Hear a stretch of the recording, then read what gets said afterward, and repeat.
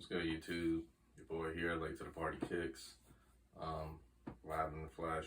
I wanted to put my face to this video, give you guys a little bit of the trials and tribulations that I've dealt with throughout my dealings with reps.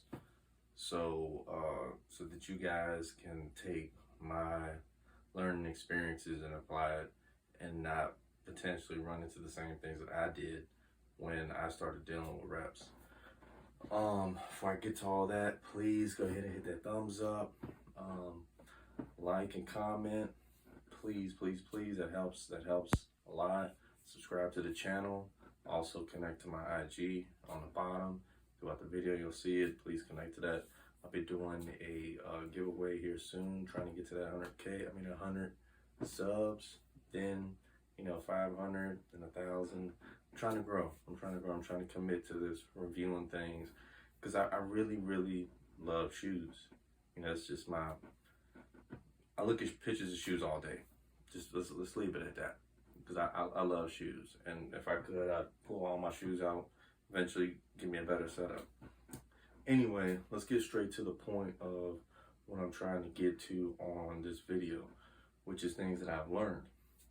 Number one, what I've learned, and this might not be dealing with everybody as the same as me, but when I have a niche for a shoe and I really want that shoe, and I see a picture that the seller has it, and my mind is set. I need that shoe. I want that shoe.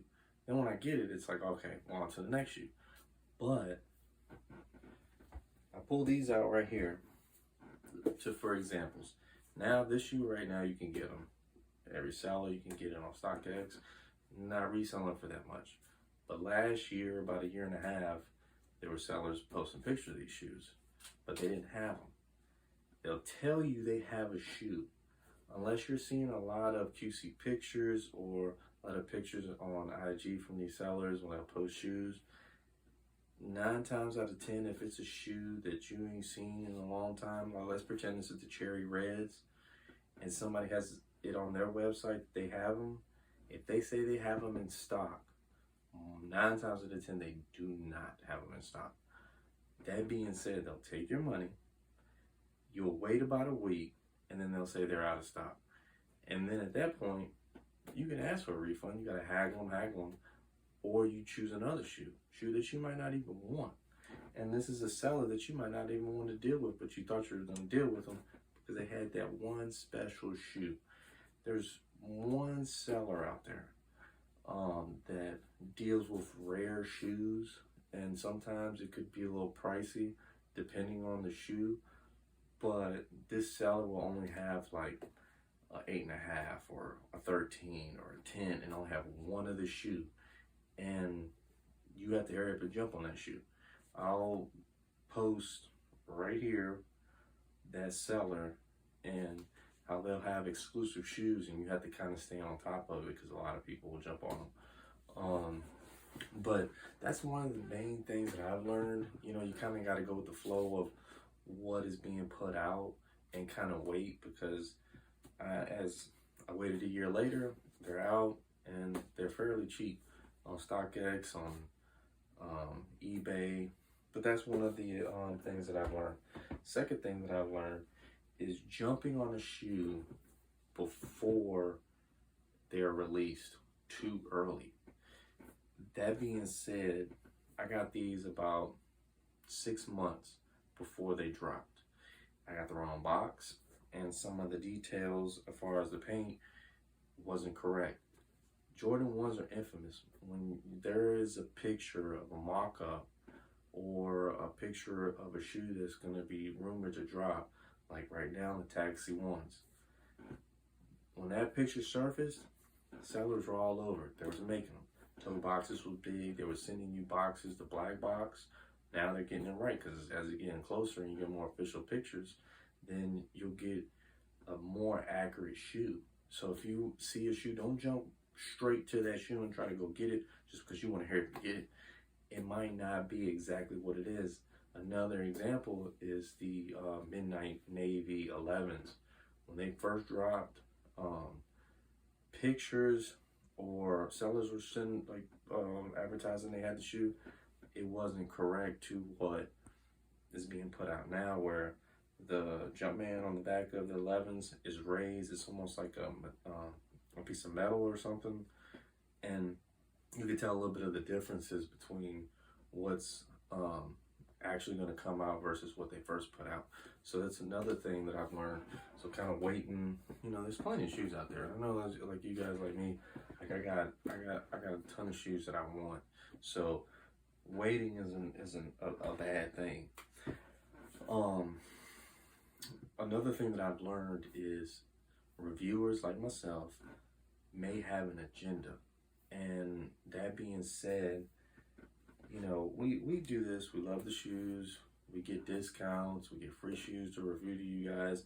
And you get to see the quality of the shoe, what the seller has. You know what I'm saying?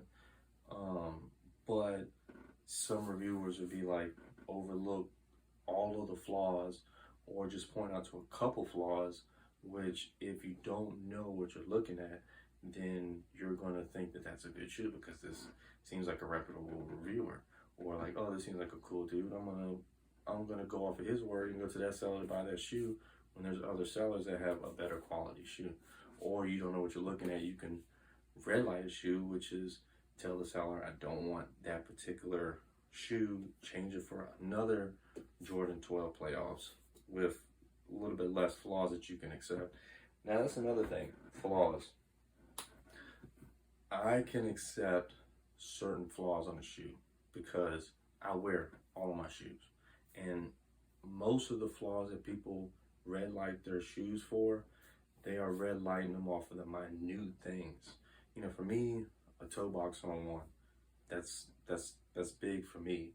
And there's other little things, but majority of the other flaws, you know, like a corner stitch, or, you know, the Wings logo isn't directly pointing at that upper hole, those type of things, it's up to you as a buyer if you're willing to accept that. If you aren't, then either ask for another shoe, which could potentially piss off the seller because they're getting all like, you know, why am I having to do extra work for something so minute? Granted, I know we're spending our money, but we're spending our money on things that really don't matter. So, you know, take it as it is. It's your money. You spend it, and you see how you see fit. It's up to you. That's just my thing. Also, using Reddit, I put right here a picture of the subreddit that I have learned a lot from, looking at QC pictures, looking at comments, and I've been on there for over a year learning a lot, looking at different posts. So that was a big tool for me on growing as a rep buyer, so to speak. And there's a lot of sellers out there right now that are popping up on IG. That is a good and bad thing. I'm not gonna say bad thing, but you know, you can get scammed on a lot of the new ones. But a lot of the new ones could potentially give you better deals, give you faster service because they don't have a lot of clientele right now, and it makes it more competitive instead of having the big names, you know, charging and monopolizing the market. So you know, it's a give or take. You know, you can try a new seller out if you want, but it's at your own risk. The big names are the big names, and they're more trusted. So me personally, I dabble in mostly the big names, but I'll every now and again give a chance to not a very new seller that has less than 1K followers, but you know, a new seller that I ain't never heard of. And sometimes sellers' pages will be put down and they will have to come back as a new name. It's hard to tell, you know, unless you're really into it, but that's another thing. Also, overpaying for the shoes. Never over 150. That's me. Other than one condition. There's only one condition that I say, for me, this is my opinion, to go over that price, is a very rare shoe that's been replicated that's hard to get.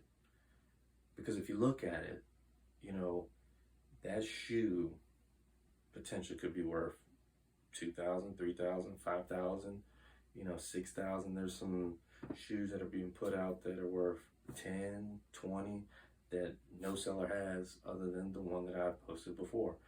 And, you know, it's up to you if you want to spend, you know, higher numbers on it, because that seller will be the only one with it. If you really want that, if you really want it, like myself sometimes, I really want something, I'm gonna go for it, you know. So don't shy away from GOAT, don't shy away from OfferUp, don't shy away from eBay. There's a lot of good deals on there if you're patient with your search for your shoe. You know, sometimes, like, being patient will lead you to a shoe that, you know, in the beginning these were going up in price, and then all of a sudden, bam, now they're what, less than 150, but you can get them all day for about 200 off of OfferUp, or, you know, any of those type of websites. But anyway, you know, there's a couple things that I've learned, and I want to put my face to this video so you guys can see me, and I can kind of give you a little bit of the pointers that I've learned throughout the years. So like I always say, I appreciate you guys for checking me out. You could have been anywhere in the world, but you're here with me, and I appreciate that.